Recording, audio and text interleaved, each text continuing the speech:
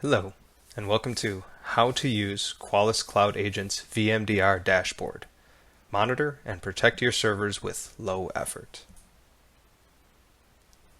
So it's mid-December 2021, about a week out from finals, when an email lands in your inbox. Action needed. Log4j vulnerability. Oh no, a big security issue has arisen yet again. Maybe worse than you've seen in quite a while. The questions start rolling. Are we vulnerable? What servers do we have that run Java? What servers do we run that might have those specific versions of the software? How do we even check that? Enter Qualys Cloud Agent. What is it? It's a lightweight agent that runs on a server or other endpoint. It can scan the host for vulnerability and compliance data. Our practical experience is that we've never experienced a degradation in server performance due to a scan being run. So it's pretty lightweight. Checks in a few times a day and it reports back over the course of the day. But the big thing is that it keeps looking with new information and new signatures updated all the time. So it's not as heavyweight as something like an antivirus scan that's trying to catch everything happening exactly as it happens. Every open file handle as it opens on the system, but is checking for the really big things. What's the VMDR dashboard? It's an abbreviation for Vulnerability Management, Detection, and Response. But it's really just a place you can see all the information about what the Cloud Agent scans have managed to find. It allows you to review specific things by host or by vulnerability, and you can choose to determine whether or not some of these might be false positives, or if you need to disregard a result because you've got something else in place that helps reduce the impact. Now, why might you want to do this? Well, the OS updates only update software, but they don't catch misconfigurations for everything. They also don't catch any issues with custom code that's been uploaded or any software that's installed outside of the system management tools. If you're like me, you don't want to manually check for vulnerabilities every day, all the time. Also, you might want to use this if you're not the only user on a system. It is possible for old vulnerable custom code to get reinstalled or re-uploaded on accident. Our example from December 2021, we did do manual scanning. We were trying to figure out which servers had Java and the vulnerable versions. And it did allow us to get started on which servers to take a closer look at. But we really didn't want to be manually monitoring for that vulnerability every single day. What we've got now is that Cloud Agent will check. So if somebody accidentally uploads an old version of Log4j in their application today, we're good. We've got information about it when it happens and how long it's been there. So to walk through the steps, I'll show some screenshots here, and there'll be a list of the summarized steps at the end. There will be links at the end in the references, so you can click that and get started there. So to get to this page, you're going to be going into the KB. This is set up with Wisconsin Federation, so you log in with your campus's identity of choice. In the case of UW-Madison, that's our UW-Net ID. And there's a list below on this page, if I could scroll through, that shows each campus. So UW-Madison, UW-Stout, etc., all the way through. So once you've done that and you've logged in through that single sign-on, you may need to select VMDR from the left-hand navigation. So there's a drop-down there, and I've made sure that I selected that because this is where we're going to get the real good information to do.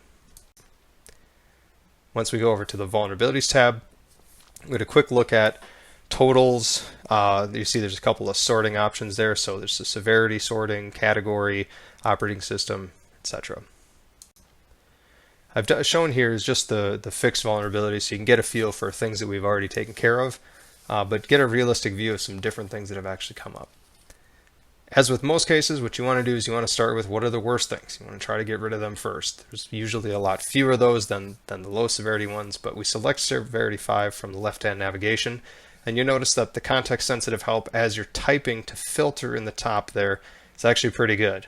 I knew I wanted to look at the title, but I didn't know 100% what it was called. And you can see from the detail here, it looks like it's actually called vulnerabilities.vulnerability.title. And I select that, of course, after I've done a partial type. and I wanted to show again log4j. So I've entered that as the rest of the search text. Here you can see these columns. We've got QID, which is the Qualys unique identifier for the vulnerability. There's a title, which is a plain English description, last detected, first detected, and then the asset, which is usually some kind of a server name. You'll notice, of course, in this view that the first two are actually identical. It's the same QID. What's actually different is the part that I've obfuscated on the end there. There's two different servers that had this same deal.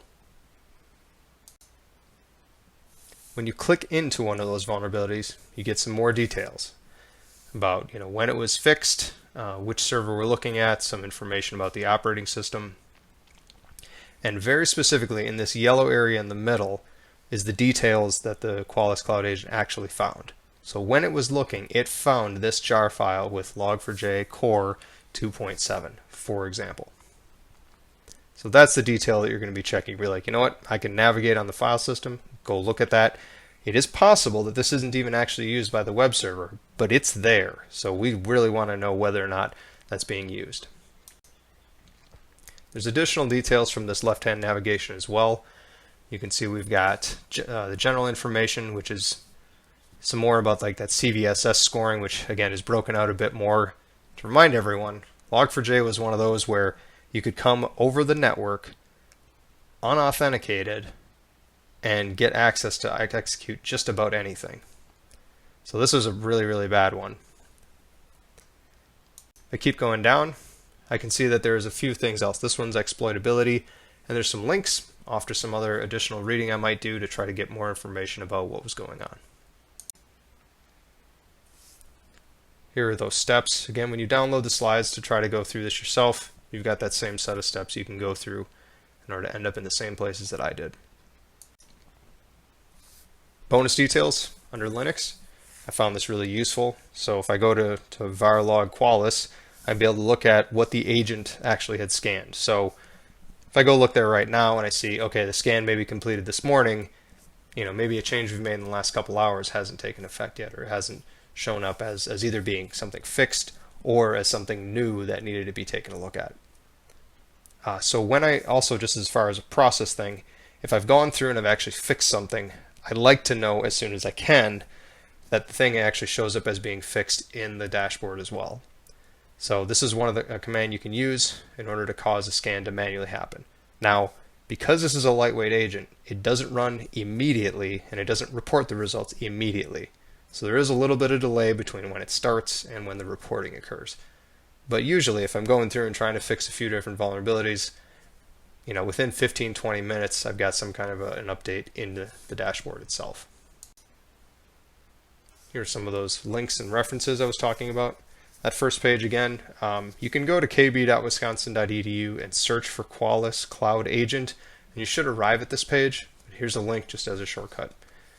Note that the cloud agents are organized by UDDS, so have that information when you contact cybersecurity at CIO to try to get that initial consultation and installing the cloud agents. Which department you're from, which UDDS is useful to put them all under will greatly help set up your accounts for who has access to that. So if your team only needs to see your UDDS and your servers, then you can get that. As an example, I can't see any of the servers from a different department or even a different group within Do-It because I just need to see the stuff that I've got. So my totals are for my servers, and I know that those are my responsibility to take a look at. Additionally, here's a link to a PDF from Qualys about how to get started with the Cloud Agent. The documentation provided both on the KB from the cybersecurity team and from Qualys itself is actually pretty good. And take a look at it. There's some nice diagrams that kind of explain how things communicate to each other. But this approach of having a lightweight agent that goes and checks, it's kind of like our buddy to go check the servers on a periodic basis. It really, really helps out and is very, very impactful. Thank you for your time.